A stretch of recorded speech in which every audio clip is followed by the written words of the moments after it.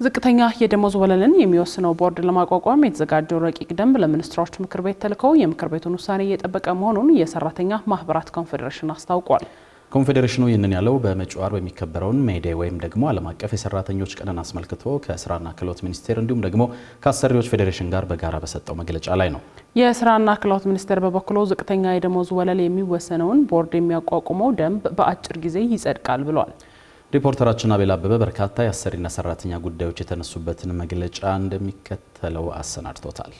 በኢንዱስትሪ አብዮት ወቅት በቀን ውስጥ እስከ 20 ሰዓት እንዲሰሩ ይገደዱ የነበሩ ሰራተኞች ይህንን በደል እምቢ በማለት የሥራ ሰዓታቸውን ወደ 8 ሰዓታት ለማውረድ ያደረጉት ትግል ሜይዴይ ወይንም ዓለም አቀፉ የሰራተኞች ቀን ለ137 ዓመታት በዓለም አቀፍ ደረጃ እንዲከበር ምክንያት ሆኗል። የሥራ ሰዓት ይስተካከል፣ ለእኩል ሥራም እኩል ክፍያ ይኑር የሚሉና ሌሎችም መሠረታዊ ጥያቄዎችን የያዘው ይህ እንቅስቃሴ በኢትዮጵያም ኢንዱስትሪዎች ማቆጥቆጥ ሲጀምሩ አብሮ ጥያቄ ሆኖ መጥቷል። መደራጀት ባልተፈቀደበት በዚያን ጊዜ ሰራተኞች የመብት ትግላቸውን ማካሄድ የጀመሩት በድሬዳዋ ምድር ባቡር ውስጥ በእድር መልክ ባደራጁት ማህበር ስር እንደነበርም ይነገራል። እንዲህ እያለ ዛሬ ላይ የደረሰው የላባደሮች መብትን የማስከበር ትግል አሁን ላይ ዝቅተኛ የደሞዝ ወለል ይወሰን፣ የሰራተኞች የሥራ ቦታ ደህንነት ይጠበቅ፣ የመደራጀት መብት ይከበር የሚሉና ሌሎች ጥያቄዎች የሚነሱበት ሆኖ ቀጥሏል። በመጪው ዓርብ በኢትዮጵያ ለ51ኛ ጊዜ የሚከበረውን የሜይዴይ ወይንም የሰራተኞች ቀንን አስመልክቶ ዛሬ በኢትዮጵያ ሰራተኞች ማህበራት ኮንፌዴሬሽን እንዲሁም በአሰሪዎች ፌዴሬሽንና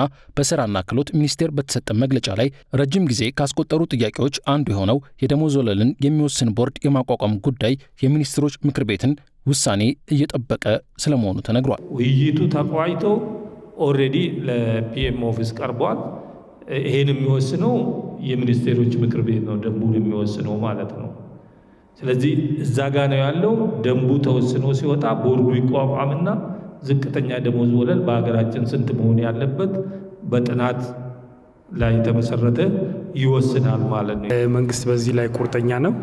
ብዙ በርካታ ስራዎች እየተሰሩ ነው ያሉት። በአጭር ጊዜ የሚጸድቅ የሚሆን ይሆናል።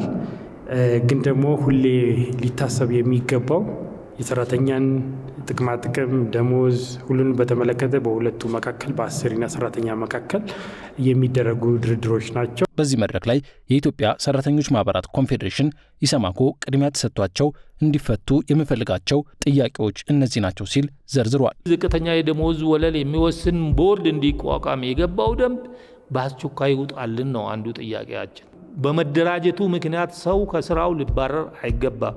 ከደረጃ ዝቅ እንዲል ከቦታ ቦታ እንዲዛወር 471 የኢንዱስትሪ ግጭቶች ቀርበውልናል። እንዲደራጁ የመንግስት ሰራተኞች የዛሬ 63 ዓመት የተፈቀደላቸው እስከ ዛሬ አልተፈቀደላቸውም በህግ። ለስራ ወደ ተለያዩ ውጭ ሀገራት የሚሰማሩ ኢትዮጵያውያንን ደህንነት ለማስከበር ኢሰማኮም ሆነ የስራና ክህሎት ሚኒስቴር እየሰሩ ስለሚገኙት ስራ ጥያቄ የቀረበላቸው ሲሆን ሁለቱም እያደረግን ያሉትን ጥረት አብራርተዋል። ለምሳሌ በሊባኖስ ስምምነት አለን፣ ከኩዌት ጋር ስምምነት አለን፣ ሌሎች ከደቡብ ሱዳን በዚህ ስለሚወጡ እዛም ብዙ ሰራተኞች ስላሉ ከነሱ ጋር ስምምነት አለኝ። ከነ ባህሬን ጋር ከነ ኦማን ጋር ስምምነት ለመፈጸም ነበር። ትንሽ ከነሱ ጋር አሁን በተፈጠረው ሁኔታ አልቻልንም። መካከለኛው ምስራቅ ላይ አሁን ላይ ባለው ሁኔታ ከ6 ሀገራት ጋር ከገልፍ ሀገራት ጋር ሁለትዮሽ ስምምነት ተፈርሞ ያም ስምምነት ወደ እኛ ሀገር መጥተው ከህዝብ ተወካዮች ጋር ጸድቀው ወደ ስራ ተገብቶ በዛ መሰረት ነው ሲሄዱ የት እንደሚሄዱ ምን እንደሚሰሩ ደሞዛቸው፣ ጥቅማ ጥቅማቸው፣ ማህበራዊ ጥበቃቸው ሁሉ እዚሁ ተወስኖ ከዛ በኋላ ዲጂታል የተደገፈ ስለሆነ እዛ ላይ መንግስት በደንብ ቁርጠኛ ሆኖ እየሰራ ነው የሚገኘው። በሌላ በኩል ከኑሮ ውድነትና ከዋጋ ግሽበት ጋር ተያይዞ ተቀጣሪ ሰራተኞች ላይ የሚደርሰውን ጫና ለመቀነስ ያለመ የደሞዝ ጭማሪ በመንግስት መስሪያ ቤቶች ላይ መደረጉን በመጥቀስ የግል መስሪያ ቤቶችም ተመሳሳይ ሂደት እንዲከተሉና የሰራተኞቻቸውን የኑሮ ጫና እንዲጋሩ ማድረግ የሚቻለው እንዴት ነው የሚል ጥያቄ የቀረበ ሲሆን የግል ተቀጣሪዎች ደሞዝ መወሰን የሚችለው በአሰሪና ሰራተኛ ድርድር ብቻ ነው የሚል ምላሽ ተሰጥቶበታል። ተደራጁ የምንለው ለሰራተኞቹ አንዱ ይሄ ነው። ህብረት ድርድር መደራደር እንዲችሉ በድርድር ነው የሚወሰነው ማለት ነው። ስለዚህ ጠንካራ ተደራዳሪዎች መኖር አለባቸው። ይሄን ለማድረግ ድርጅቱ ሲያተርፍ እዛ ውስጥ ነው ፍትሃዊ የሆነ ክፍፍል እንዲደረግ ደሞዝ ጭማሪ በእንደዚህ አይነት መልኩ እንጂ በመንግስት ደረጃ በተለየ ሁኔታ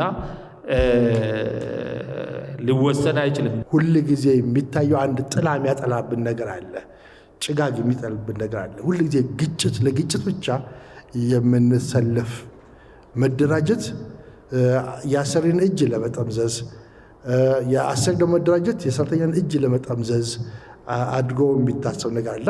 ሲደራጁ ለግጭት እንዳልሆነ እንድታውቁት ለማለት። በዚሁ መግለጫ ላይ ተቋማቱ የፈጠሩት የሶስትዮሽ ጥምረት በዓሉን ከማክበር ባለፈ የሰራተኞች መሰረታዊ ጥያቄዎች በሂደት እንዲፈቱ የሚሰራበት ሆኖ እንደሚቀጥል ተነግሯል።